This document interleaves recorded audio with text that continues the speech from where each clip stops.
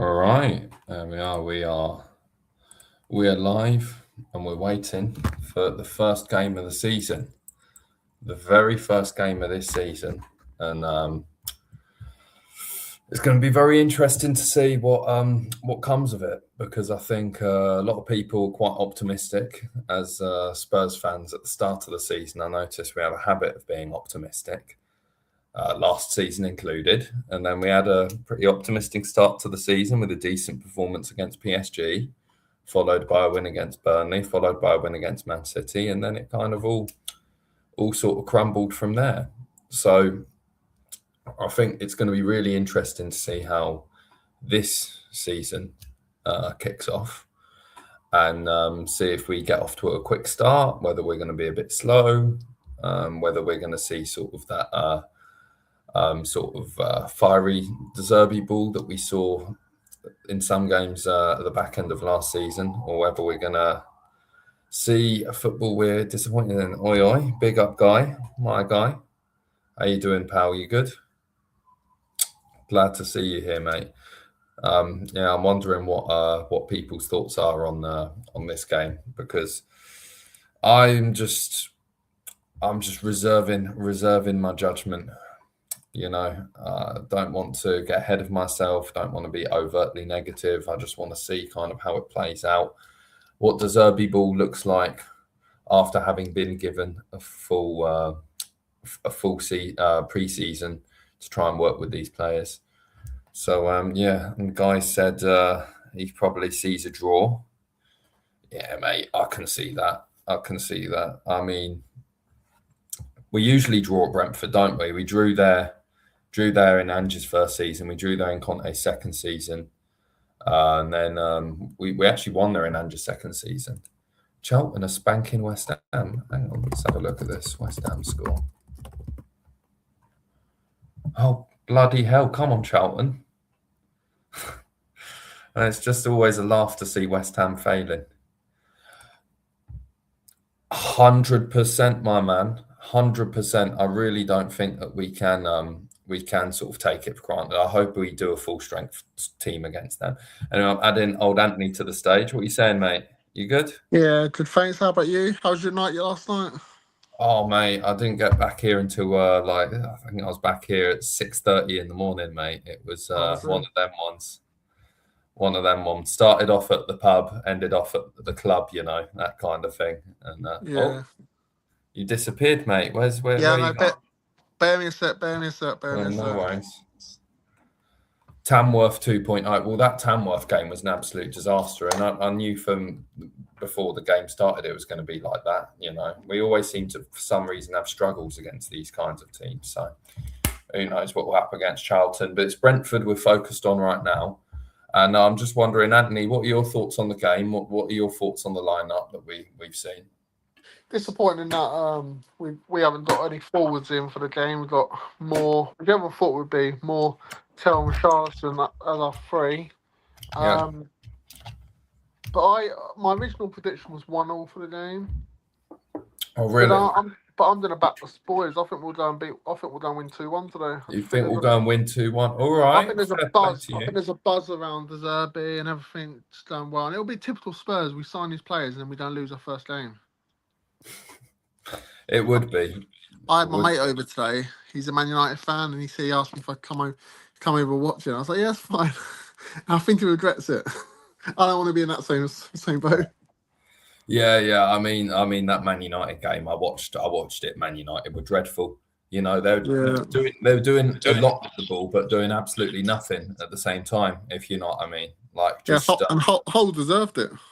Yeah, Hull definitely deserved it. Man United were terrible. Man United were, from what I saw, they were just, I don't know what they were doing, but yeah, man, it's going to be an interesting game. Interesting to see sort of how we start, how we get into the swing of things. I think I can see a reality where we win. Certainly, I can see a reality where we win, but I can also see a reality where we lose, and I can see a reality when we draw. So we don't lose. I don't think we've lost to Brentford since I've been in the Premier League.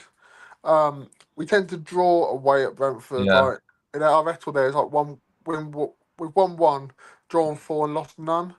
And as much as we don't like Richarlison. No one likes him. He does have a goal in him, and he does start off well. Tends to start off well at the season. So Yeah, we scored a brace in the first game of last season, so hopefully yeah, he can repeat that this season. But then it always sort of is another false Richarlison dawn. It so this will be no. Richarlison season. Look, we've got him Well, now. no, I want Richarlison to start off well, get a couple of goals today. Then we get Savina, Mamouche, and maybe a Gakpo in the door, and then Richarlison can just do one. Yeah, exactly. But you're right about this front three. I mean, I saw that when I saw it, I just thought, my gosh, like we're shocked, but at the end of the day, we shouldn't be shocked because this is what I was saying about the transfer window is if we don't buy anyone, then literally all we have available is Tell and Mikey Moore and Richarlison or Solanke, and Solanke's injured now, so it's literally just Richarlison or Scarlett. We Yeah, So if Richarlison's not banging goals in, and we want to try and use another striker as a substitute, Dane Scarlett's going to be our bloody option. I mean, it makes you wonder, mate. It really makes you wonder. but I But just think with our defence, I just don't think we're gonna. I think we're gonna be quite solid at the back this season. you think We so? might, we'll concede goals, obviously, of course, but Senesi, Van Heck, Van der Ven, whether when he plays, I think we'll just look a lot better at the back this season. So we might not score loads to start off with until we get our signings in, but I don't think we'll concede many either. Yeah, that's a good point. Actually, it just depends on how Van Heck and Senesi perform as defenders. Whether they do their job, whether it turns into another situation like Mickey Van der Ven and Romero, where everyone's very happy and excited that they've come in, and then they end up having worse defensive stats somehow than Davinson Sanchez and Dyer in defence together, which was pretty incredible. Yeah, so we'll just have to keep our fingers crossed. I think the main thing we can be happy about is the midfield that we have, Xavi Simons, when he returns from injury, Fernandez, Antonali. For once, we have a bloody solid midfield. Conor Gallagher, ready to play as sort of a rotation player if need be, So I think for once we've got the midfield sorted out. We can sort of say maybe we have the defence sorted out, just have to sort of wait and see a bit, see how they sort of gel together, Senesi and Van Heck and Van der Ven.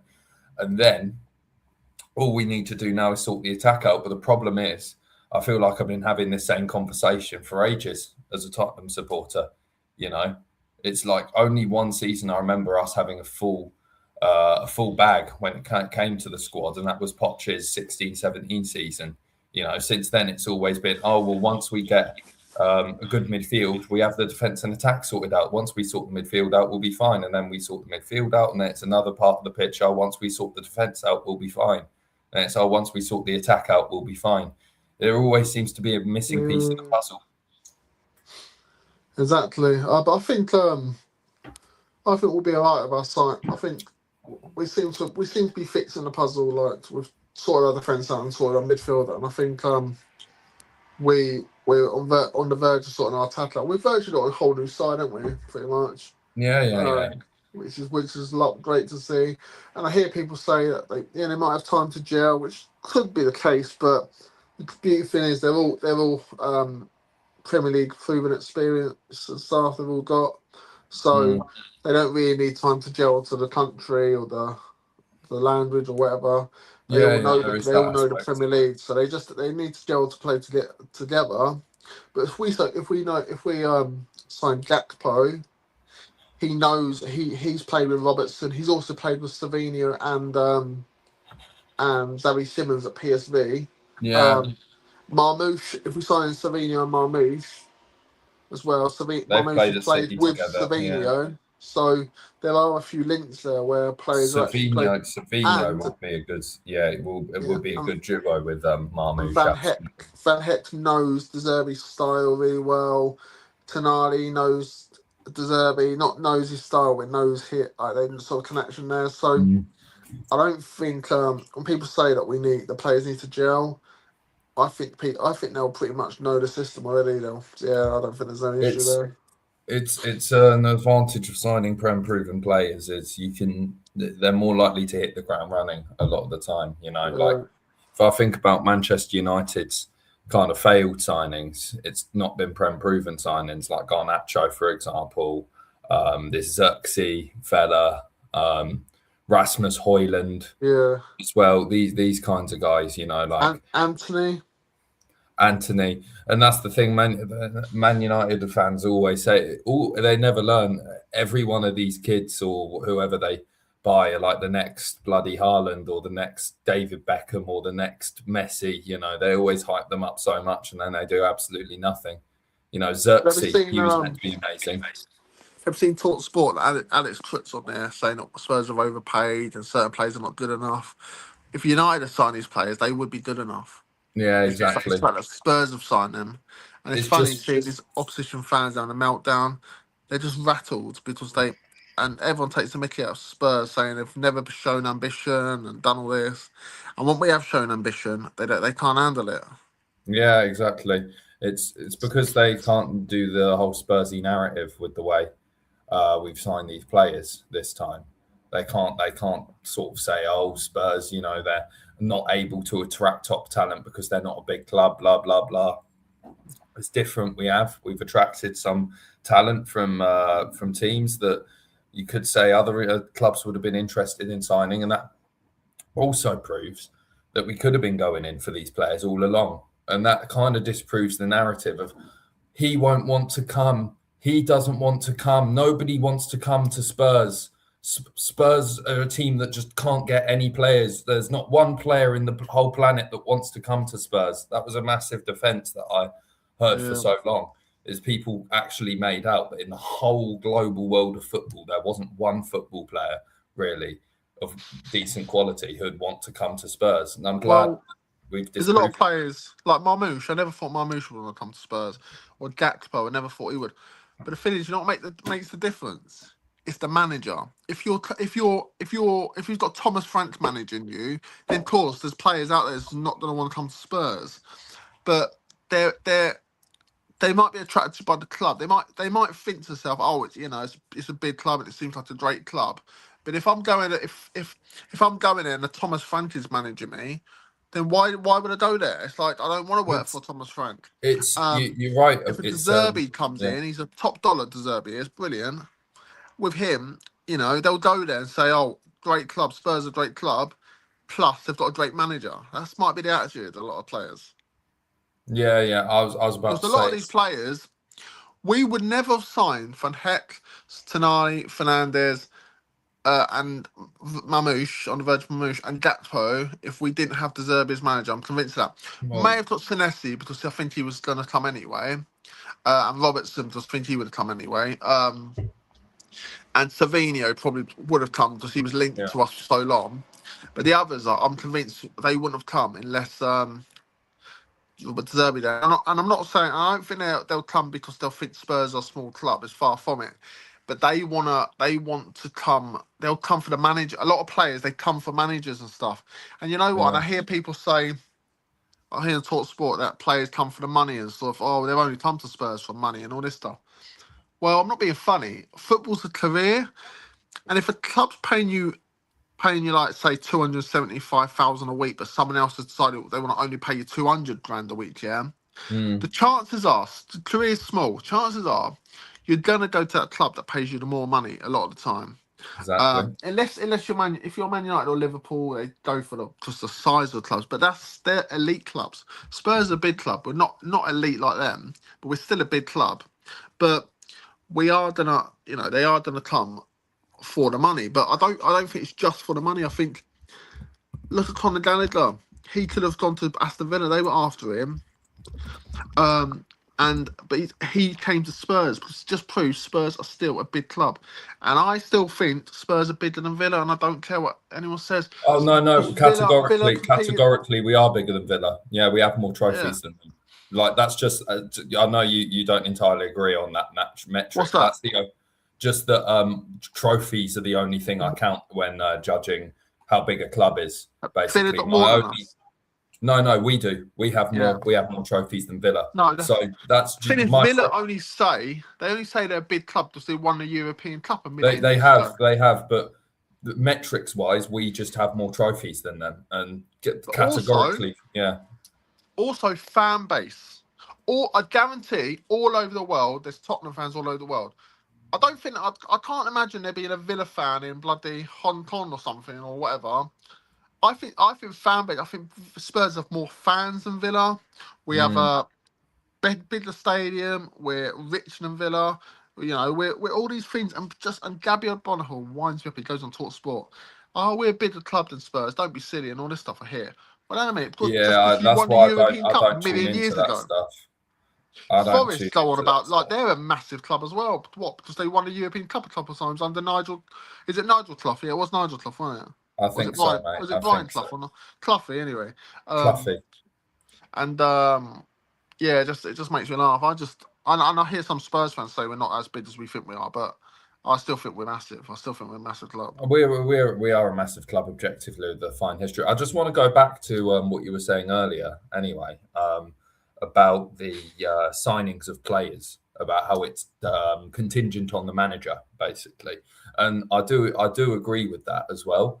I agree that it does depend largely on the manager you have, what kind of players are Yeah, going to want to come in. Because, for example, let's take Harry Kane.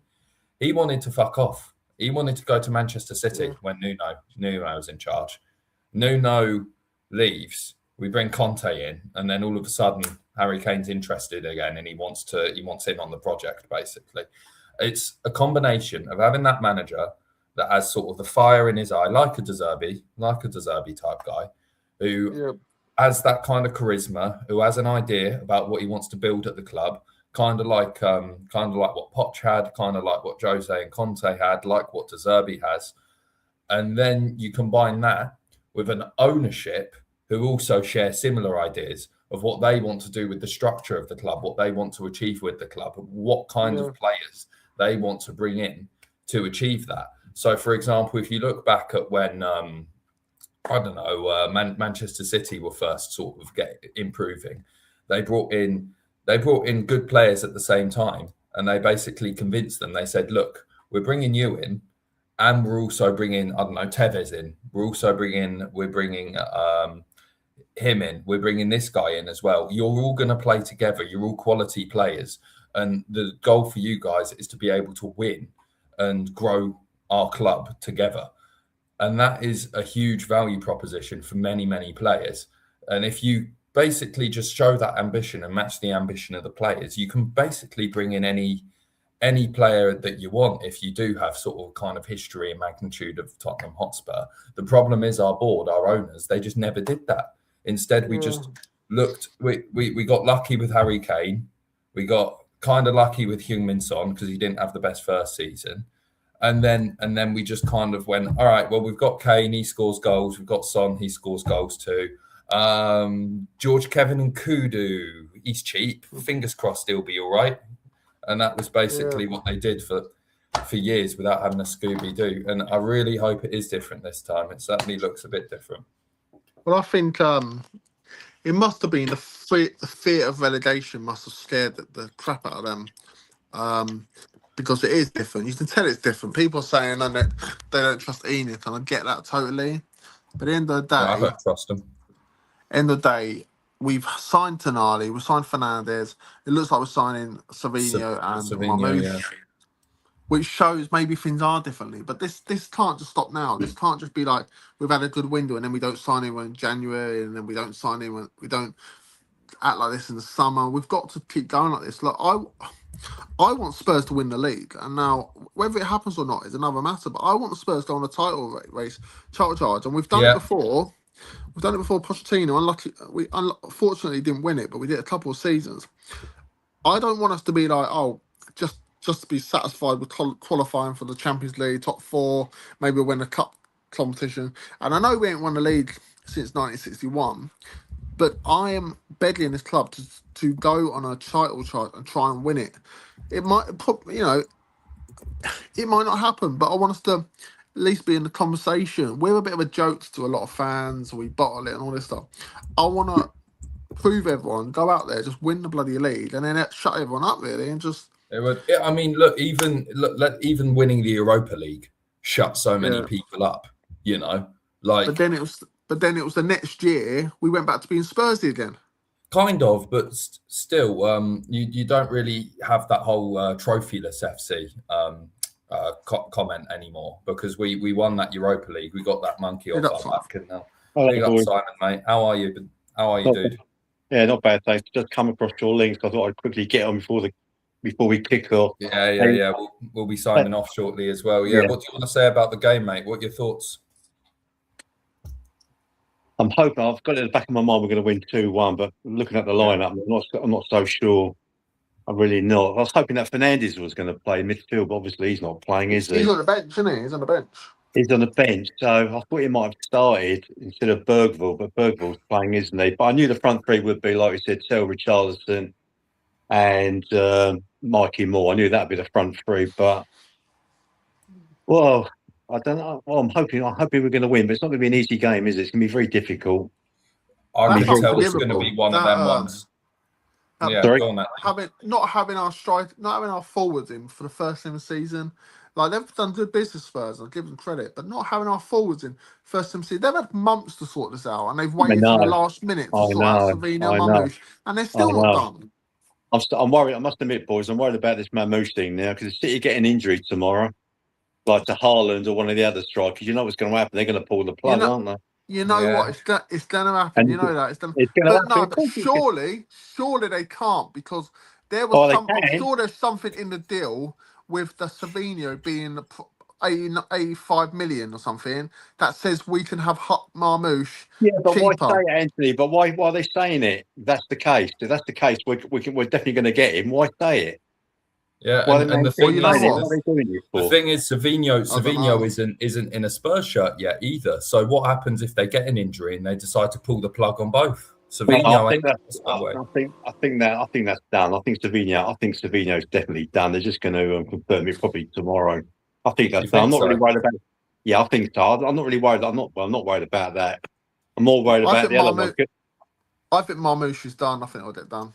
Yeah, I hope so. Because if it's not Anthony, and we don't get Gakpo, mate, with a week to go, we're in trouble. I know. And we'll end up best case scenario with a sort of another Kolo Muani type loan deal. No, we've got to for a real top window. We've got to get Gakpo and Mamouche in and Savino, obviously, and that's what I'm looking at. That's what I'm hoping. That's what my fingers crossed on them on that happening for definite. And if we get those two in, or plus Savino, which I think's done, then it's been a great window. But at the moment, I'm at the back of my mind. I'm worried about this Mamouche thing because I'll be watching the Man City game tomorrow, thinking, pray to God nobody gets cropped up front tomorrow. Yeah, but you know what? Thing is, I listened to Romano and he said that deal's virtually done. So yes, virtually. You said virtually. It's not done. It's virtually done. In other words, it's good as done, but it's not done, is it? But who said about the whole? They're waiting to sign off on it. I think Romano might have said it a little while ago or somebody like that. Somebody said something about it, because and it's I'm a bit like.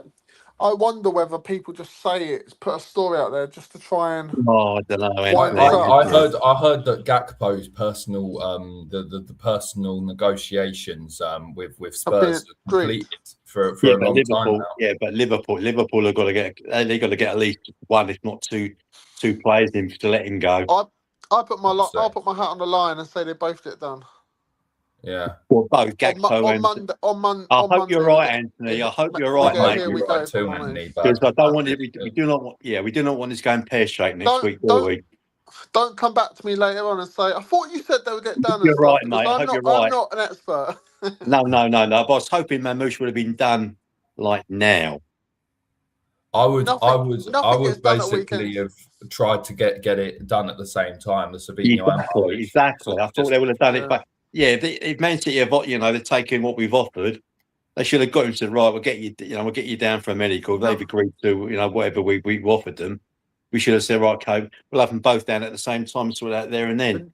But exactly. That's exactly that, because if it makes sense that way anyway, because they're both coming from the same club. Yeah, it's all been agreed. But now they're saying, in principle, it's all been agreed. But if you get an injury, we'll have to assess it, and there's a possibility they might let him join Spurs. So I don't know. Man City have messed us around too much, haven't they? Man City have messed us around. They've Mate. buggered us about. They've buggered us about. That's what I mean. If it's been able, John Stokes yeah, I put know. up I in the saw chat. it. I saw it. I was going to bring it up. So Tottenham calm and confident to get Omar Marmoush. Well, they are, but I'm not. Next week. To be honest, though, what I would say about that is, weren't they confident they'd get Eze last year? They're confident. I'm getting a little bit worried, bit concerned. I am now. Confident about Eze, confident about Gibbs White, confident about Savinho, funnily enough, because that was a whole sort of fiasco last summer as well. Everyone was sort of thinking that Savinho was going to be joining. And then that never ended up happening. And I wonder how much of it was Manchester City pissing us around and how much of us kind of sort of pissing it.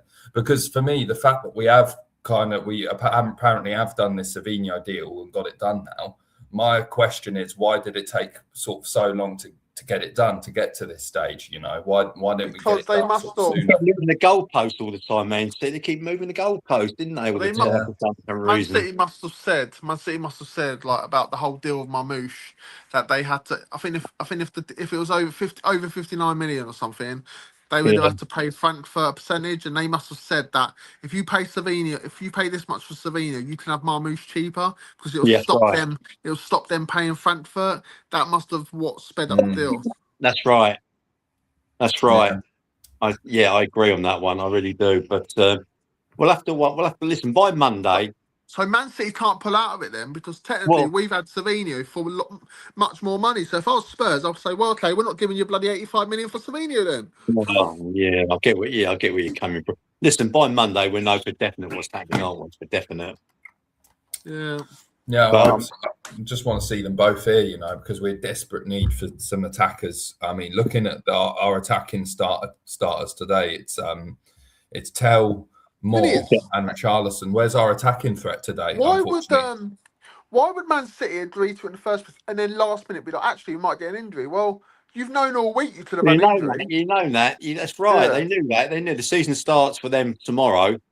So, you know, they knew that, why say it like like a day before they're due to play?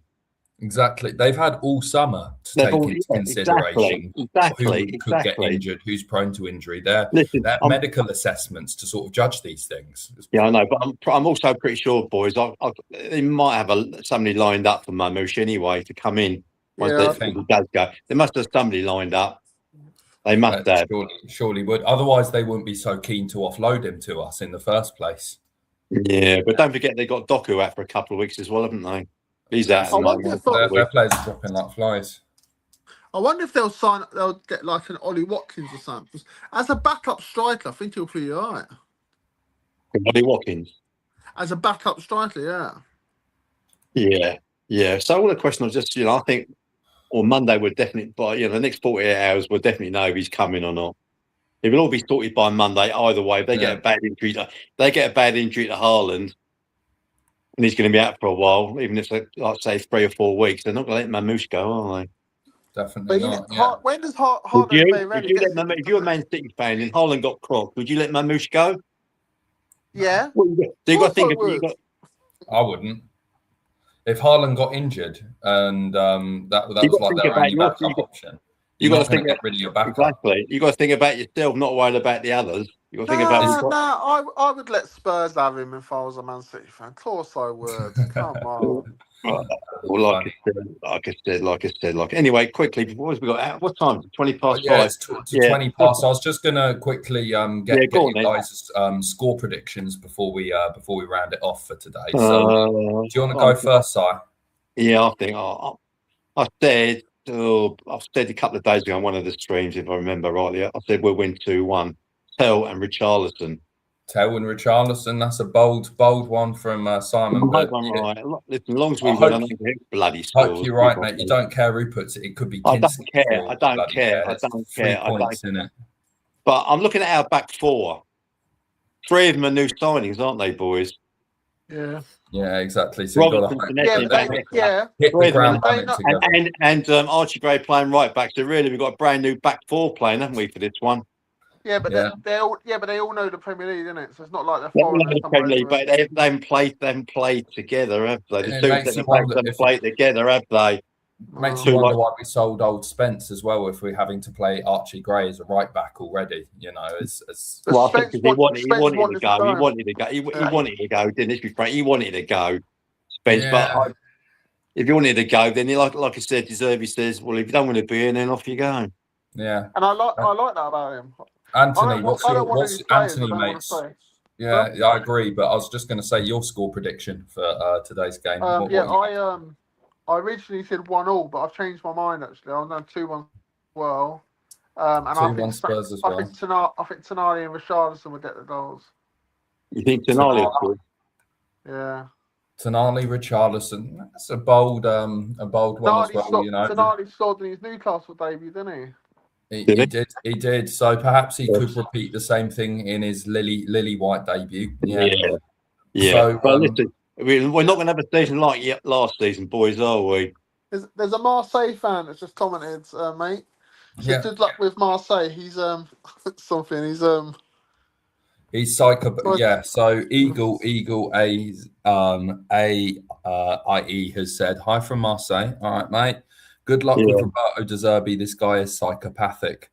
The thing is, mate, we need a psychopath at Spurs. You know, the way that these players have been playing for basically the past 2 seasons, you need someone with a bit of in them to just shriek them into submission almost and get them playing again. Because the way their attitude was stinky, absolutely stinky. We had one of Marseille's former managers, Igor Tudor, at bloody Spurs, and he was awful. He was awful. God.